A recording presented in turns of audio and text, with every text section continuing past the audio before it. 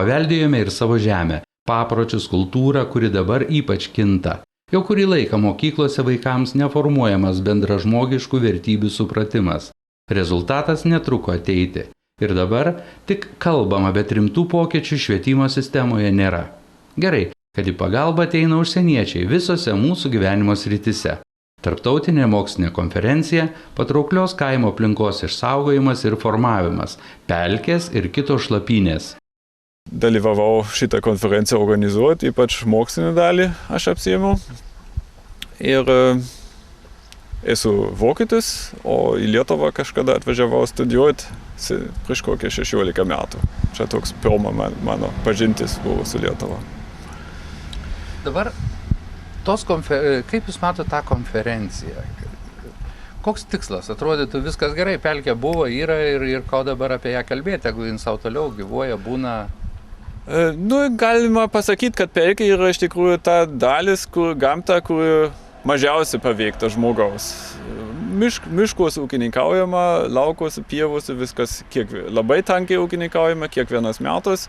Pelkėse daug kur buvo sugadinta ir duopa kasta, bet kur pelkės nekasta, kur numelioruota, tai yra praktiškai 10 000 metų neliesta, nepakeista gamta, natūraliai atsiradusi ir poveikis gan maža ir Lietuvai tokios pelkės turi nemažai, tai yra iš tikrųjų labai didelė vertybė, kuri dabar vakarų Europoje praktiškai jau nebeliko ir kai kur Vokietijoje, Danijoje, Olandijoje iš nieko pradeda atkurti tokias pelkes, kad turėtų gamtos kampelį.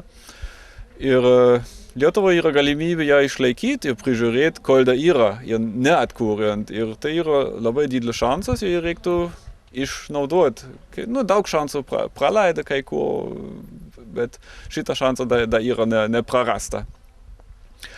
O apie gamtos saugą yra toks dalykas, kad viskas vyksta dažniausiai arba mokslo lygmenį, arba politiniam lygmenį. Kažkas vyksta Vilniuje, kažkur Briuselį, kažkur toli labai nuo gamtos, o iš tikrųjų, norint gamtą saugoti, tai turi saugoti ir dalyvauti tie, kurie gyvena šalia ir kurie eina ten uogauti, kurie turi nuosavus miškus, kurie nuosavus plotus. Jeigu be šitų žmonių niekas neišeina, niekas nepavyksta.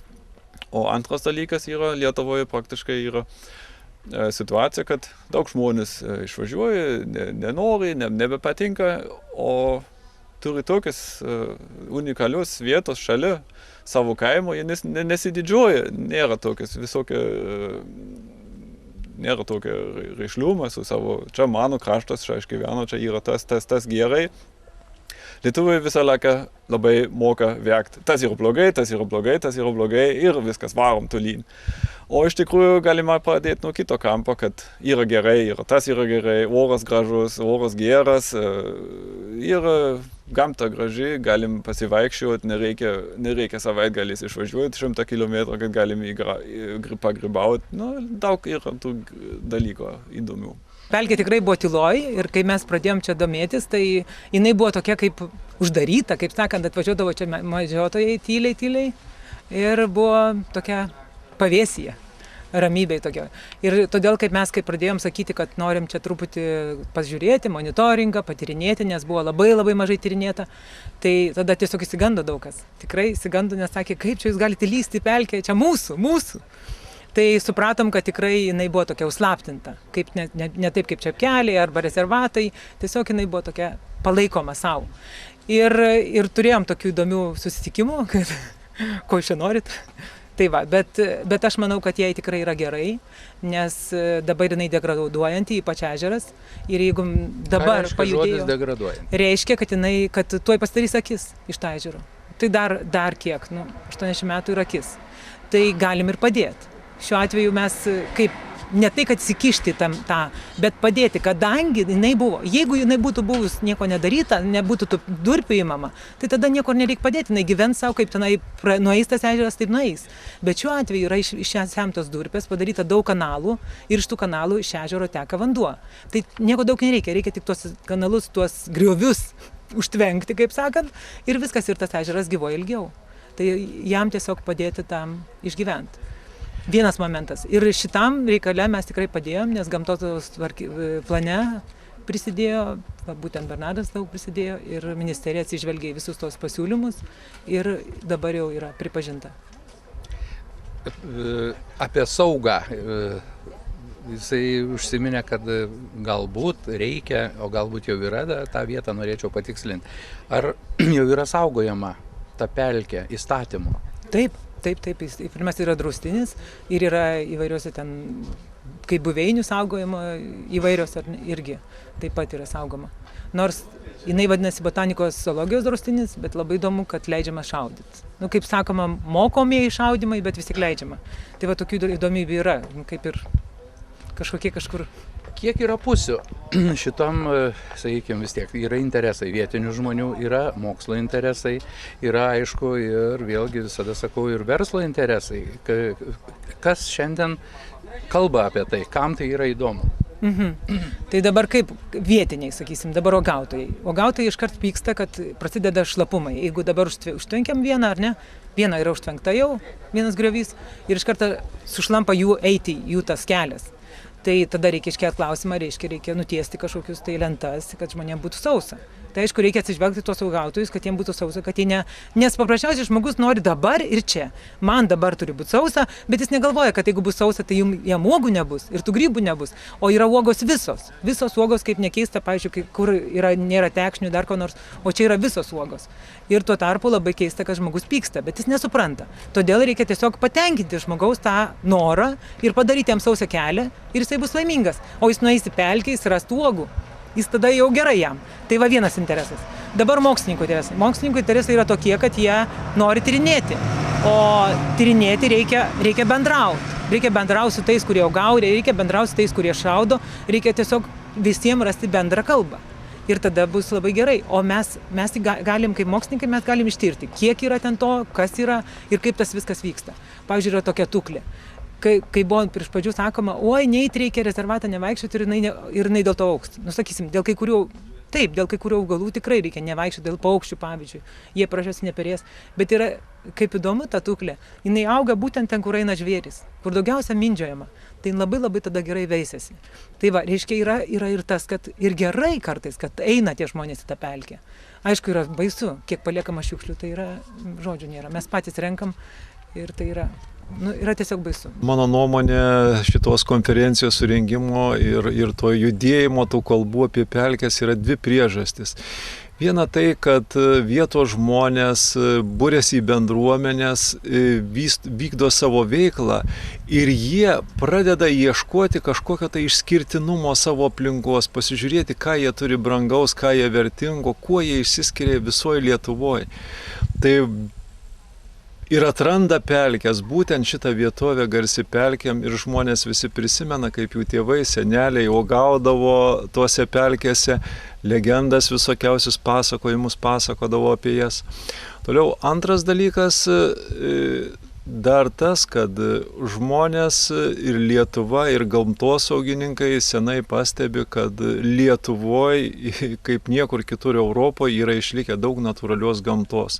Visų pirma, natūrali gamta tai yra pelkės. Tai vat ir šitų pelkių apsauga jau senai Lietuvoje didžiausios pelkės paskelbtos rezervatais, vietovėm, kuriuose negalima jokia ūkinė veikla ir toliau atsigręžiama ir į mažesnės pelkes, galbūt į netokias garsias. Tai va tai čia šiandien labai gražus pavyzdys to, kad ir mokslininkai rodo iniciatyvą, ir vietos žmonės. Šitas junginys aplinkosaugo yra pats svarbiausias, nes iš tikrųjų gamtą reikia saugoti daugiausiai nuo žmogaus veiklos. Kas aštresnė ar baimė, ar kulkos, kiek mirtis pasislėpus veidų, klausė savo numaldami dulkes, 8 karžygiai sutemų. Laida baigėsi. Visiems lietuviams linkiu kuo geriausios sėkmės. Išdavikams neprarasti sąžinės. Radviliškio rajono gyventojams linkiu ramybės, o žygeiviams gero kelio. Jis niekada nesibaigia.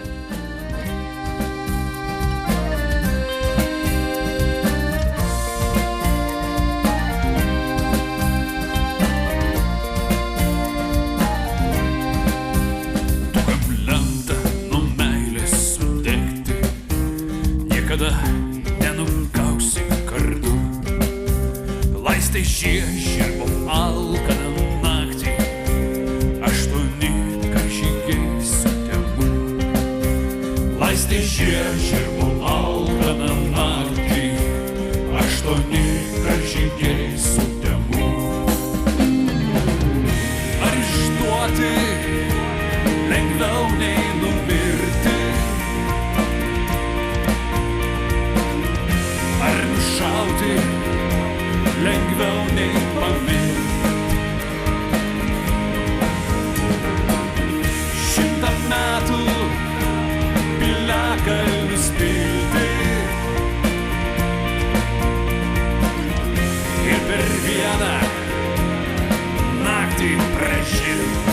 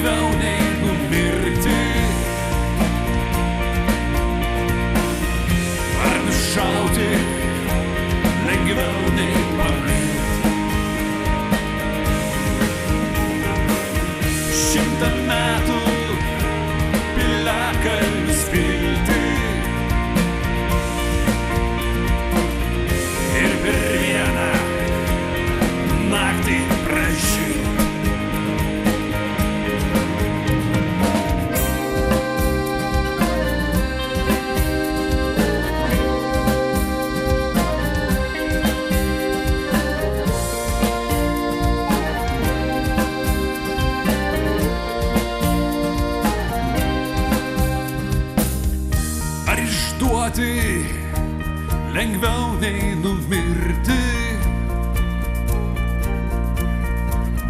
ar nušauti lengviau nei pamilt. 100 metų piliakalnius pilti ir per vieną